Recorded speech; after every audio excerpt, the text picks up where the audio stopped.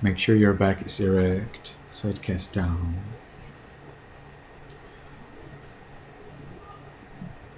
And we can take our first determination in our minds voicelessly.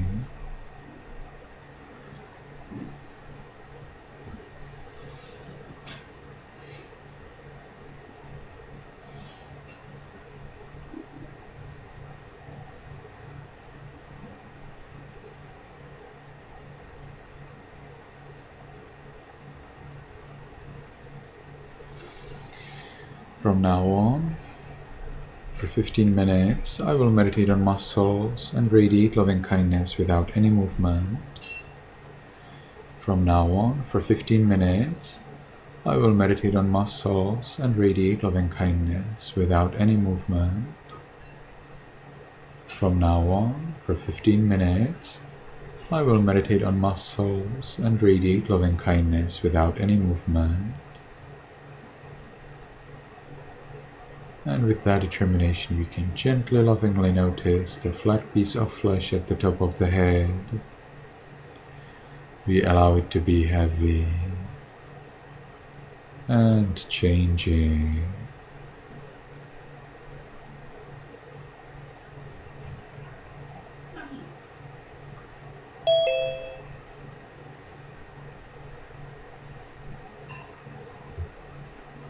We continue in this manner to the forehead, eyes, nose, lips, chin,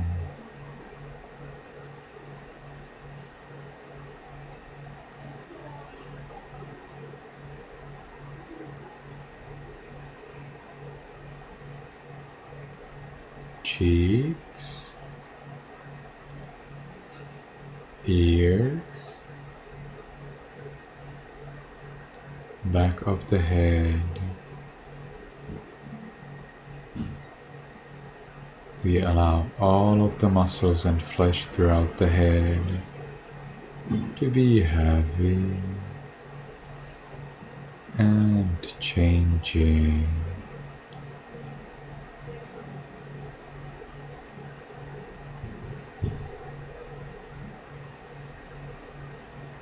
We continue to the neck, shoulders, arms,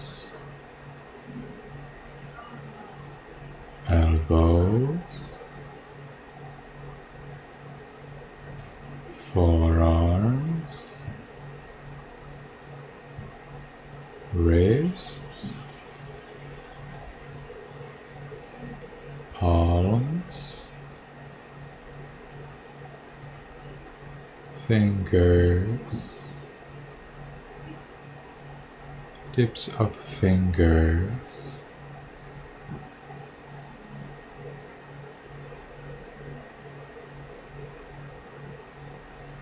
chest, abdomen, back,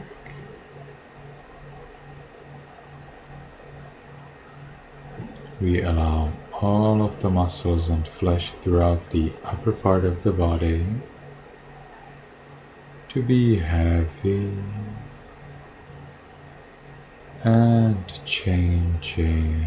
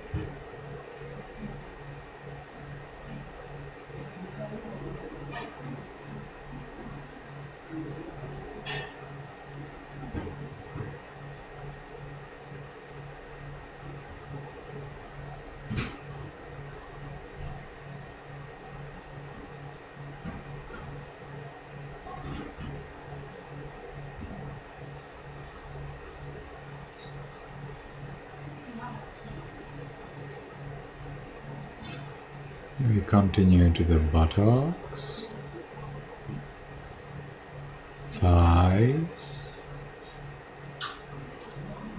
knees, calves,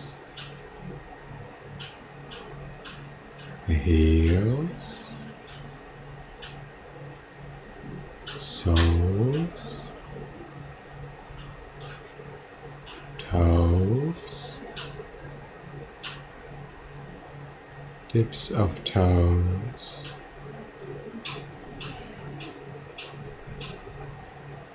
we allow all of the muscles and flesh throughout the body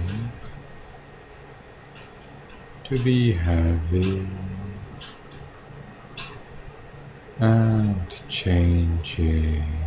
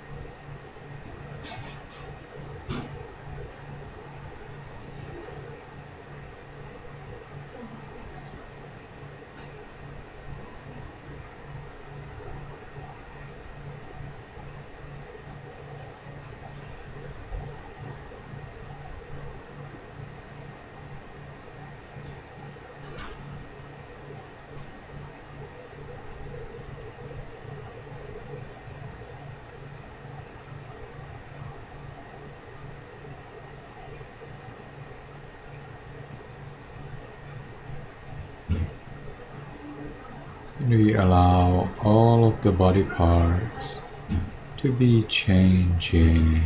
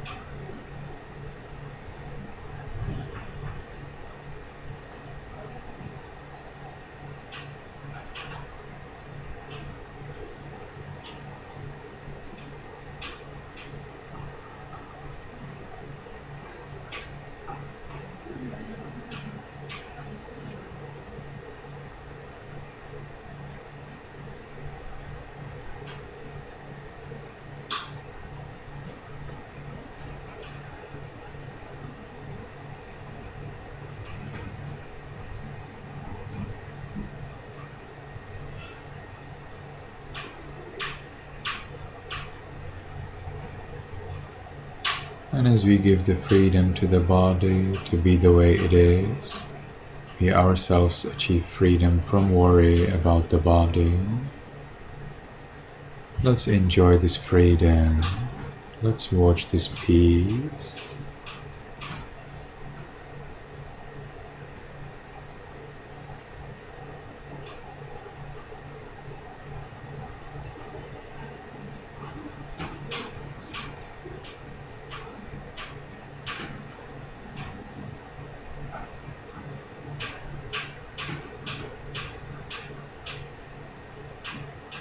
Now we can share our peace with other living beings.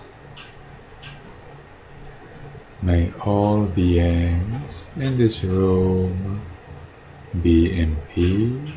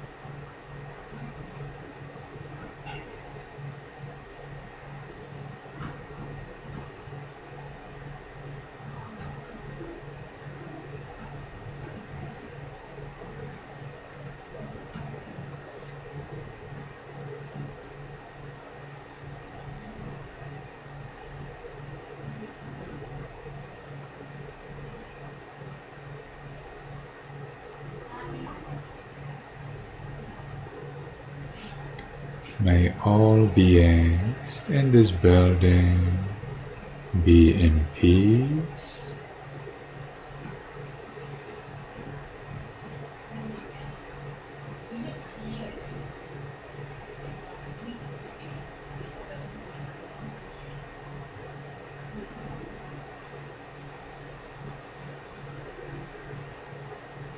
May all beings in this city or village be in peace.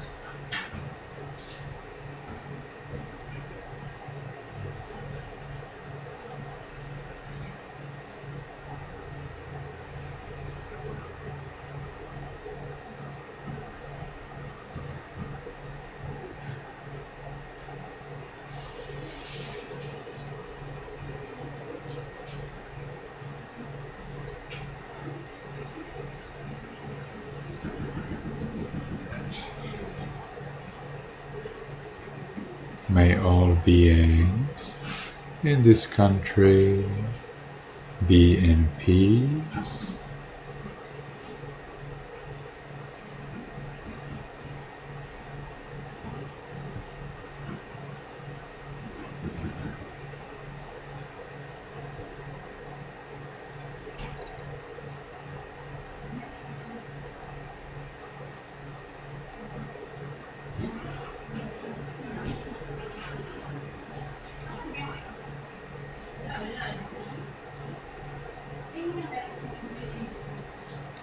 May all beings on this continent be in peace.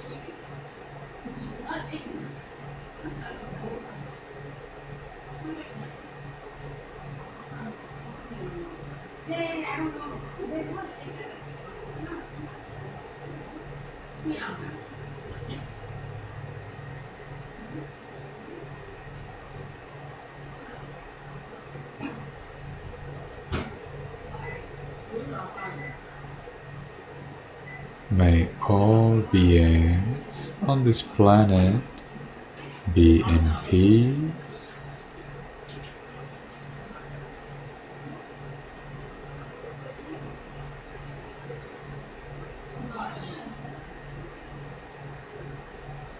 May all beings, including me, be in peace.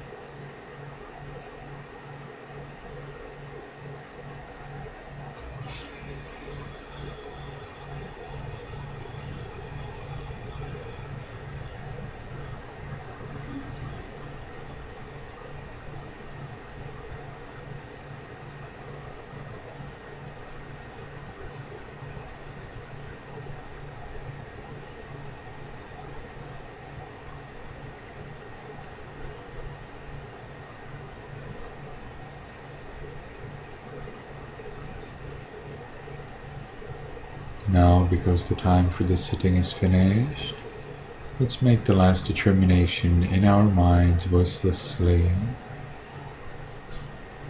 From now on, I will always be calm. From now on, I will always be calm.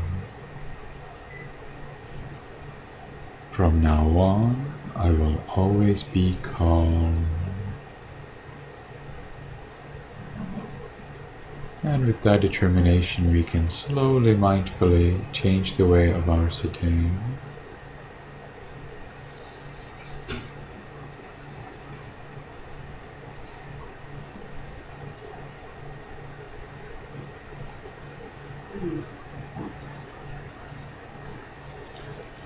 And when we have changed the way of our sitting, Alma also may like to change the way of his sitting. Slowly, mindfully. And we can take one more minute to enjoy the peace we gained in meditation.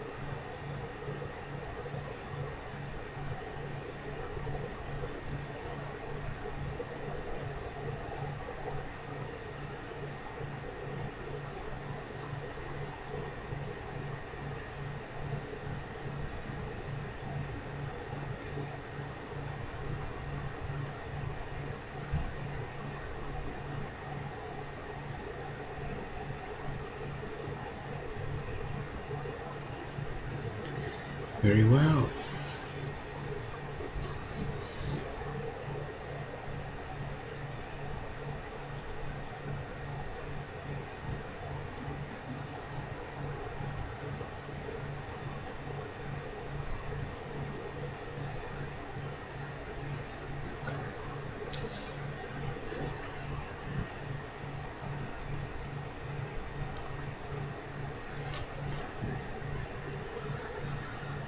So, let's get to the recitation. Today, let's recite in the Sri Lankan pronunciation. So you can unmute yourself. Keep your hands together. Yamahang vadami tang vadeta. Aham bhante. Tisaranena saha. Panchasilang dhammang yajami. Anuggahang katva. Silang deta me bhante. Anukampang upadaya. Dutiyampi aham bhante. Tisaranena saha. Panchasilang dhammang yajami. Anuggahang katva. Silang de tame bhante. Silang de tame bhante. Anukampang upadaya. Anukampang upadaya. Tatiyampi aham bhante. Tatiyampi aham bhante. Tisaranena saha. Tisaranena saha. Panchasilang dhammang yachami. Panchasilang dhammang yachami. Anugraham katva. Anugraham katva. Silang de tame bhante. Silang de tame bhante. Anukampang upadaya. Anukampang upadaya. Namo tassa bhagavato arahato samma sambuddhassa. Namo tassa bhagavato arahato sambuddhassa. Namo tassa bhagavato arahato sambuddhassa. Namo tassa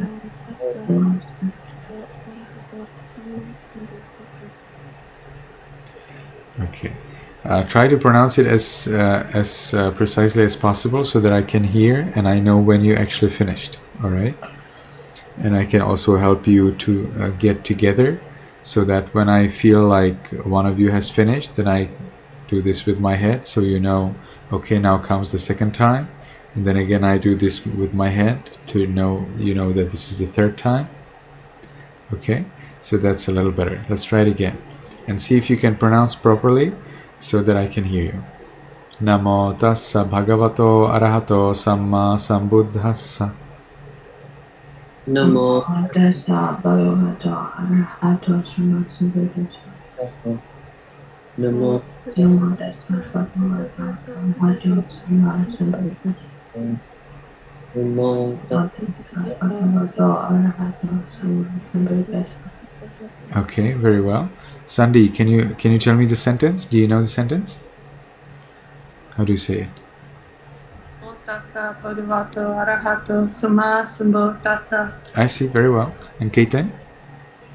Namo tassa bhagavato arahato samma sambuddhassa. Perfect, okay. Buddhang saranang gacchami, dhammang saranang gacchami, sanghang saranang gacchami. Buddhang saranang gacchami, dhammang saranang gacchami, sanghang saranang gacchami. Dutiyampi buddhang saranang gacchami, dutiyampi dhammang saranang gacchami, dutiyampi sanghang saranang gacchami. Dutiyampi buddhang saranang gacchami, dutiyampi dhammang saranang gacchami, dutiyampi buddhang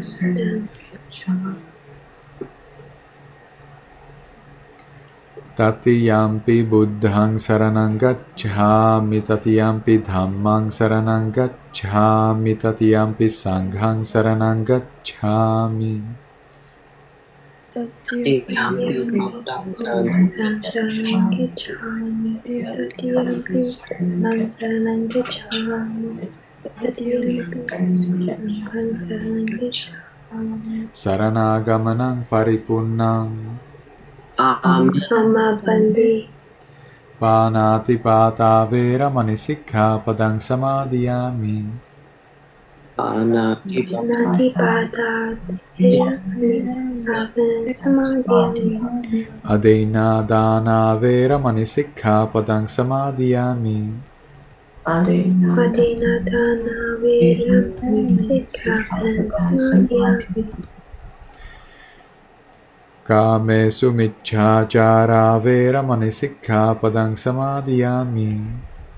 Kamesu michhachara vera manisikha padang samadhiyami. Musavada vera manisikha padang samadhiyami. Musavada vera manisikha padang samadhiyami. Surameraya majjapamada thana vera manisikha padang samadhiyami. Surameraya majjapamada vera manisikha padang samadhiyami. Tisaranena sadheng pancha silang dhammang sadhukang surakhitang katva appamadena sampadetham. Mama Bandi. Seems like we have lost Yasa. May you be His happy. battery ran out. May you be happy, may you be healthy, and may you be successful in everything you do.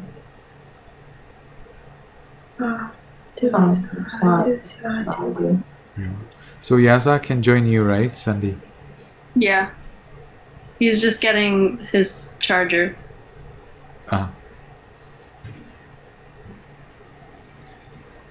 Okay, so let's look at your work.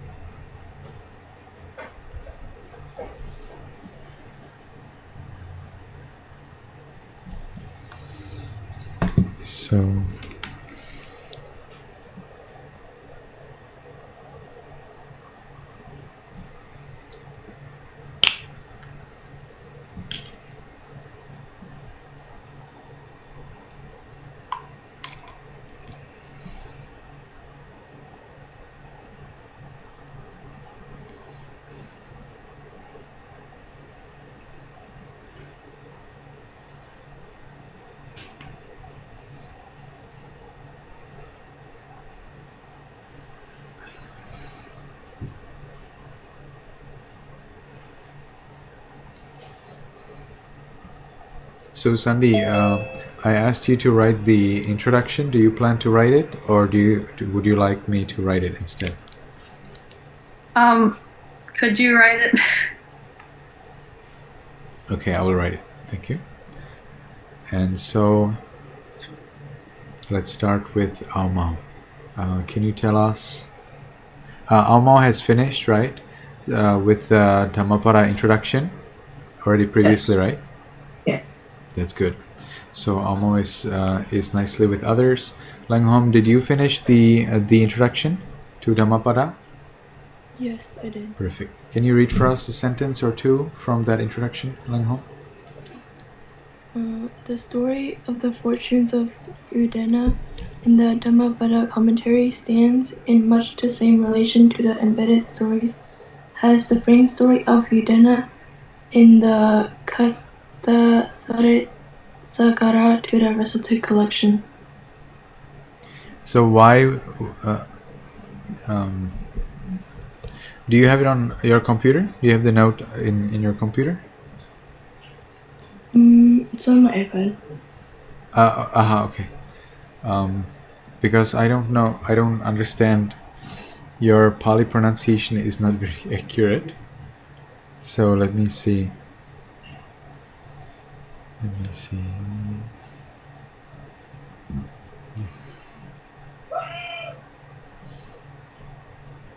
Can you read for me a portion of your note? The one I read? The story of the fortune of Udena in the Dhammapada commentary stands in much the same relation to the embedded stories as the frame story of Udena in the Katha Sarit Sagara. This is about Udena. Udena. Can you say it? Udena. Yeah. Not Udena. If you say Udena, no way to understand. Udena. Okay. So only two of the stories are mainly concerned with the fortunes of Udena, the rest being introduced by simple and familiar literary devices.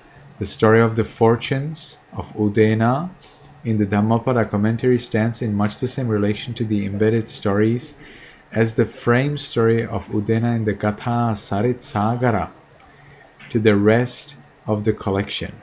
So why did you select this note, this sentence as your note?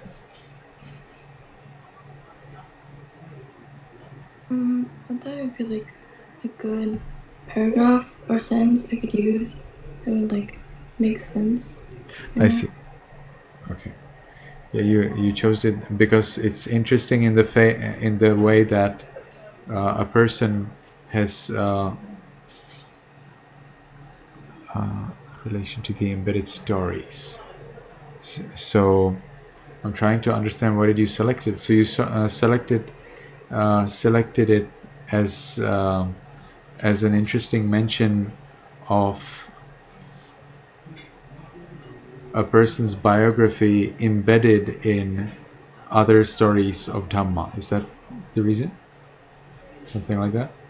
Okay.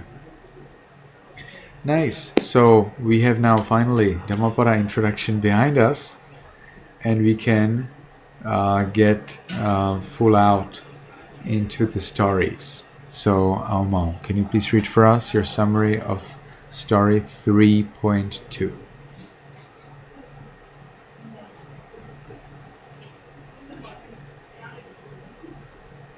Hold on. Always remember to read the story name and then you read the summary. Story 3.2, The Mind Reader. There was once a woman who lived in the village of Madhika. 60 monks came to this village and meditated to become arahats. The woman asked the monks to recite 32 constituent parts of the body, which they did. Because of this, the woman had the power to read minds, and she helped the 60 monks attain arahantship by giving them food and water. A monk who heard about the woman's mind-reading power decided to check it out, and when he did, the woman gave the monk things he thought of. What did she give him? The woman gave the monk things that he thought of. The things that he thought of. The story, then the monk actually got scared. Because if the woman knows what he's thinking about, then she will also know when he has lust or hatred in his mind. So he ran away from the forest and he went to tell it to the Buddha that he wants to meditate somewhere else. The Buddha said, no, this is the best place for you. He returned back to the forest. One thing that you note wrong or something is weird about your note, that when the monks actually became arahants after this lady became enlightened. You read about the monks who became arahants as if they became arahants before the lady, But actually the point is that the lady became anagami, the third level of enlightenment, and then through psychic powers that she got with that enlightenment, she checked the minds of the monks. She saw that they are not enlightened, and that's why she decided to check their minds for what food they want, thinking that if they get the food they need, they will become arahants. So it's all connected together, She was checking the minds of the monks for food because she wanted to help them to become arahants. So there is no way how they could be arahants before, because then she would not decide to do this. Okay, and indeed, after the 3 months of the rains retreat, all of the monks became arahants, including the monk who previously ran away.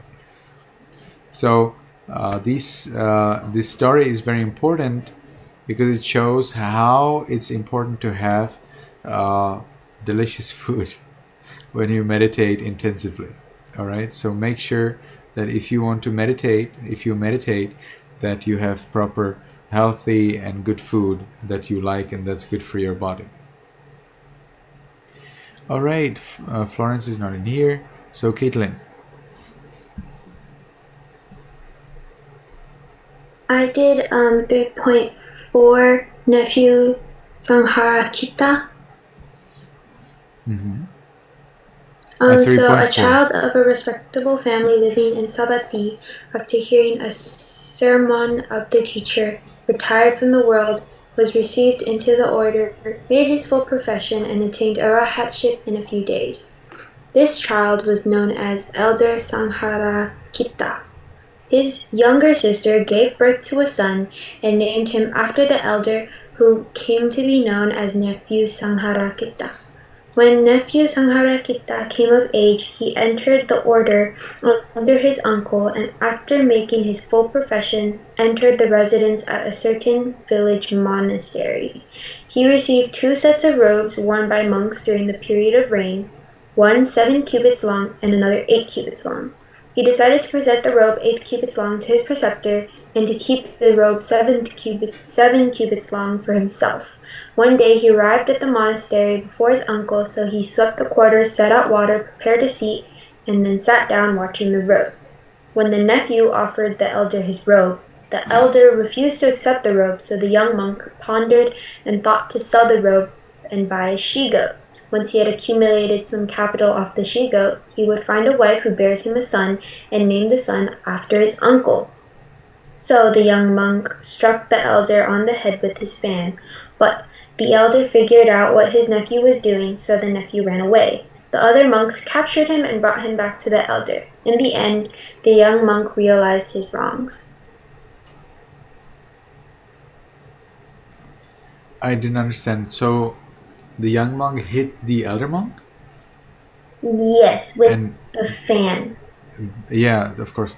Do you know how the monk's fan looked like? I'm pretty sure it was one of those leaf fans. Yeah, I don't know how to explain it. Yes. Why did the young monk hit the elder monk? I didn't understand that. So the reason why he hit the monk was because I'm pretty sure it's because the elder monk didn't accept the robes from the young monk. So the young monk decided to hit the elder monk, I think. So then it was the younger monk who sold the robes, or who was the one who sold the robes? The young monk. So he went to a shop and sold the robes? Wasn't it the donor? No, so he wanted to sell the robe he was going to give to the elder in order to buy a goat. And then after he got that goat, he would get a wife, and then the wife would have a son, and then the younger monk would name the son after the older monk. And then he would go pay the respects to the uncle with the wife and the new wife and the new son. And then he apologized to the elder, and that's all of the story. Yes. And what is the lesson of the story? The lesson of the story is to basically. I'm pretty sure the lesson of the story is to respect other people's decisions and to not really get caught up in your own feelings. Well, the lesson of the story is at the end as the verse, right? The Buddha provides. Yes. A verse. It says, "Thoughts wander afar, wander alone, are bodiless, seeking a hiding place. Whoso restrain their thoughts will obtain release from the bond of Mara." I see.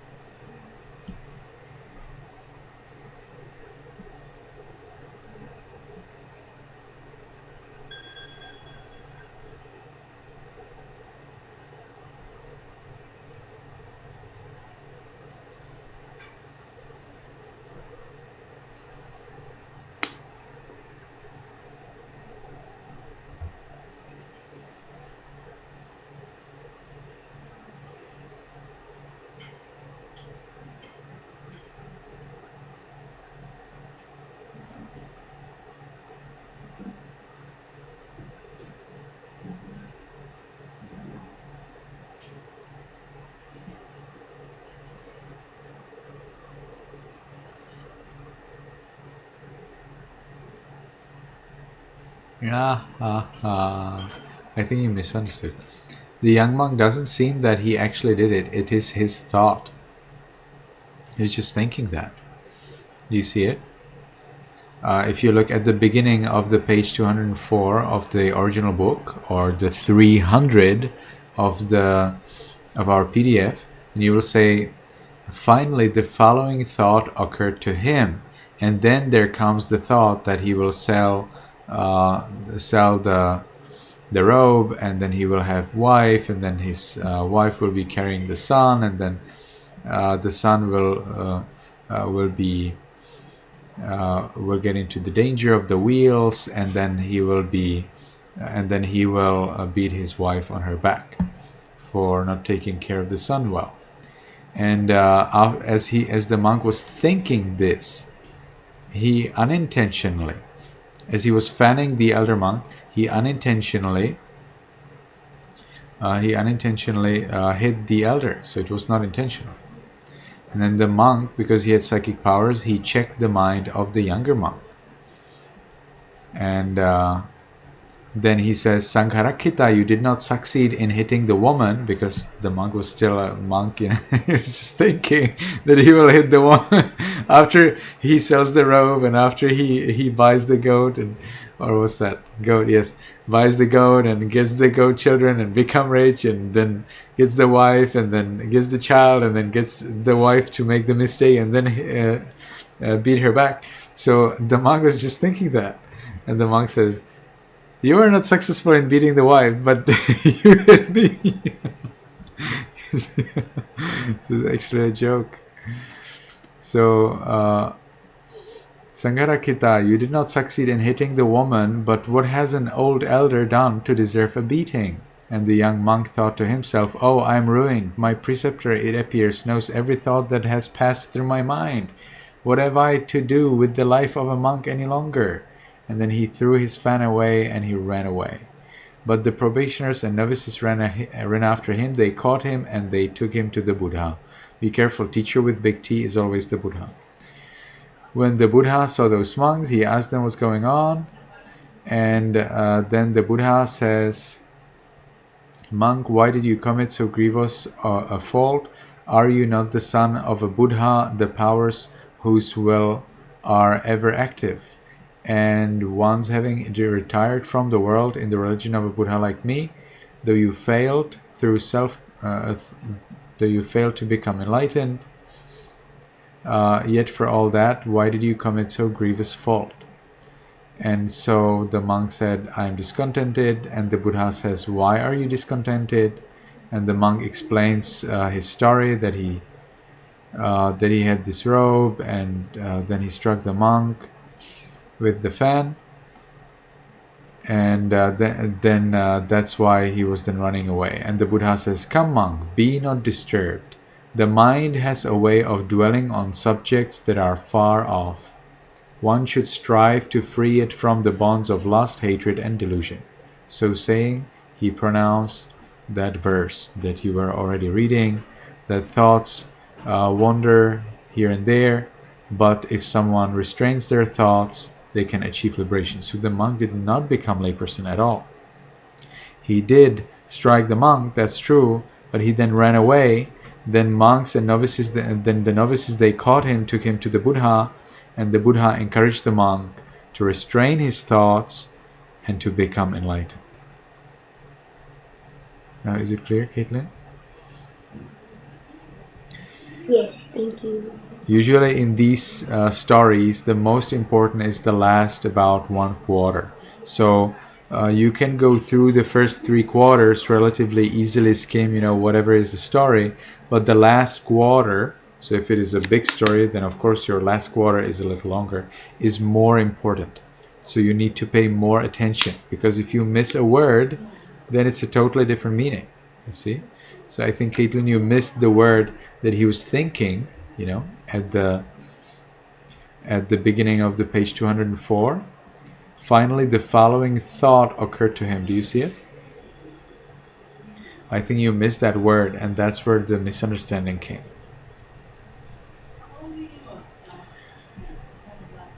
So what about Langhom? Can you read for us summary of 3.5?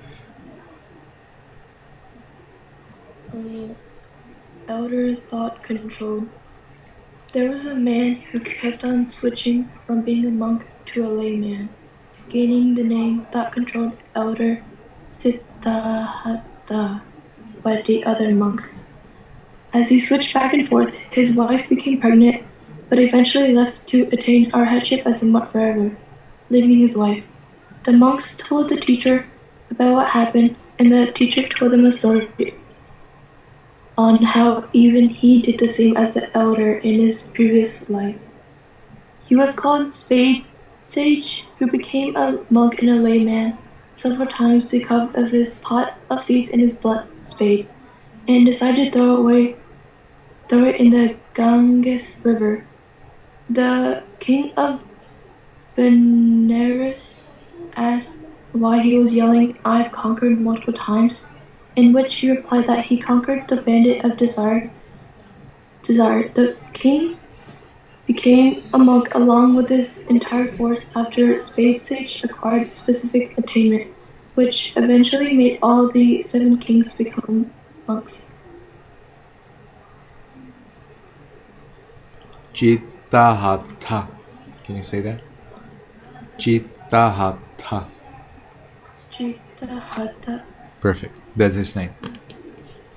Whenever you see C in Pali, it is Cha, like Panchasilang or Yajami. Alright? Always whenever there's C, it is Cha.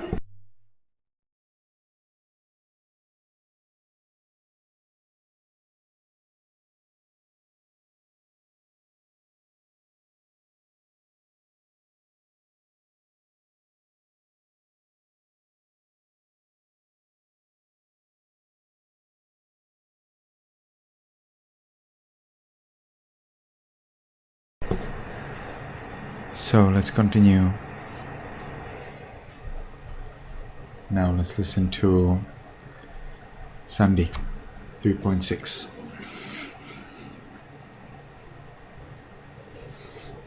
Monks and tree spirits. 500 monks with the intention of devoting themselves to the practice of meditation entered a forest grove near a village. In the forest dwelled virtuous spirits, and they sat down on the ground after deeming it improper to climb the trees and move about the monks. When they found out the monks would be staying a long time, however, they sought to drive them out. The monks fled back to their teacher for guidance, and he offered them the weapon of Metta Sutta to recite before the forest. The spirits welcomed them with open arms. Perfect. Yeah. This is a famous story. It's a very famous story. So everybody may like to actually read this story, 3.6. A very important story, well known throughout Myanmar, Sri Lanka, Thailand. It shows you the power of loving kindness. Okay, Yaza, 3.7.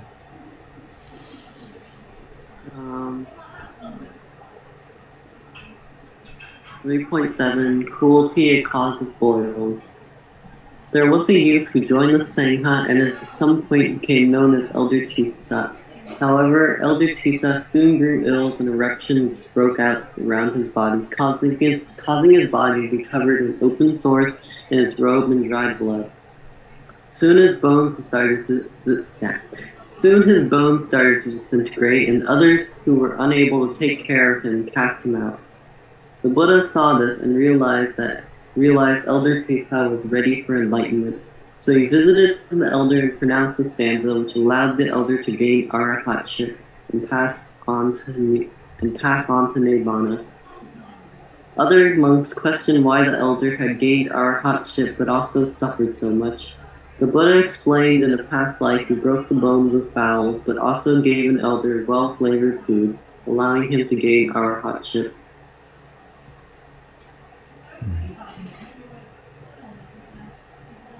Okay, very well, thank you.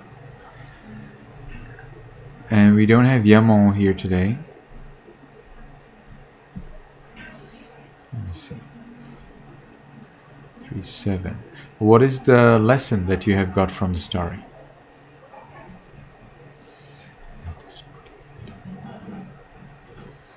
I didn't really think about that, but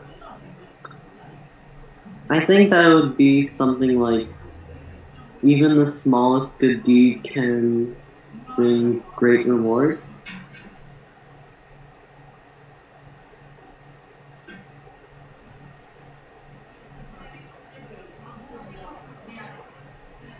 the Buddha took care of the monk, right? So this is another very important story. We have here very important stories, one after another. They are very famous. People know them very well. Okay. So then the Buddha made a rule. The Buddha made a rule, but I don't see that rule in here. After this happened, oh, here.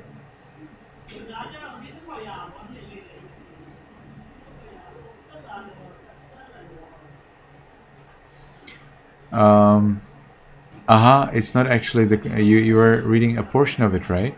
Or did you read it complete? Did you also read something about his past life? I totally missed it.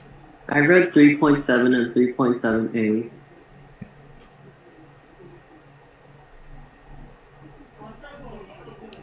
Oh, it's very short. I see. In our book of rules, Vinaya, the Buddha is doing this. The Buddha takes care of a monk who's ill, and no other monk wants to take care of him because they don't get any benefit from that monk, so they don't take care of him. And the Buddha says, monks, you need to take care of the other monks, because if you don't care of them, if you don't care for them, nobody will care for them. And you need to take care of each other like you would care for me. That's what the Buddha said. So it is very important that monks take care of each other. It's interesting, however, that this decision is not mentioned in that story. Okay, so I will send to you new homework in Viber. It was a pleasure to see you, everybody. Next week, please come 10 minutes earlier, so that will be your 8:50 p.m. so that we can do our meditation together, and we can have our classes a little longer, and so we can do a little more. If you have any question, let me know. Does anyone have any question, anything you were thinking about Buddhism, about Buddha, about monks that you were thinking about lately?